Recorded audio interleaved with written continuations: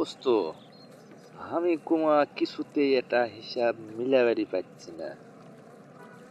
কি হিসাব যেন তুই করিচ্ছু, তো আমাকে যদি না কইস আমি কেঙ্কা করে বুঝবো রে।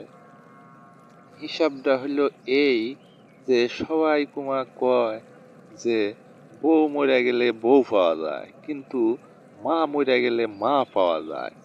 এই হিসাব কুমা আমার কিছুতেই মিলিচ্ছে না দোস্ত। কে মিলবি না কৃষক? এরা তো সকলে জানে। তুই যদি এখন ঘাবড়ামো করিস তো তাহলে তো হবি না। না দোস্ত, এটা কোনো ঘাবড়ামো লয় বুঝছু। তোকে আমি অঙ্ক সুন্দর করে হিসাব মিলাই দিলে তো বুঝবো নাকি। হ্যাঁ, তা অবশ্য বুঝবো, তুই যদি আমাকে বুঝাই দিস। তাহলে দোস্ত শোন, আমি অঙ্ক কইরে যতটুকু হিসাব মিলাছি সেটা হচ্ছে, মা মরে গেলে মা পাওয়া যায় রে পাগলা, কিন্তু বউ মরে গেলে বউ পাওয়া যায় না। বুঝবার পারছো এবার? হ্যাঁ আমি বুঝবো। তুই তো আমাক পাগল পাসু, যে তুই আমাক উল্টা বুঝ দিবু আর আমি তা চুপ করে বুঝবো, তাই না? আমি আমি পাগল হচ্ছি না।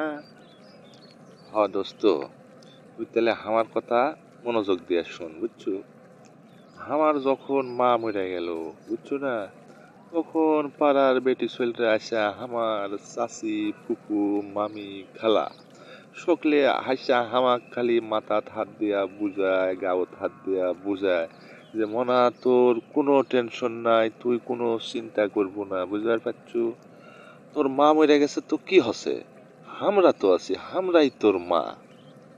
তো আমি না মনত সান্ত্বনা লিনু। বুঝবার পারছু? যাই হোক, তো আমার 3 মাস আগে বউটা মরে গেছে।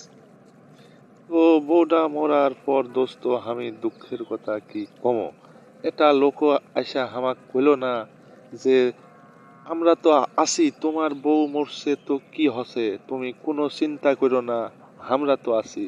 তাহলে দোস্ত এখন তুই হামাক হিসাব মিলে দে।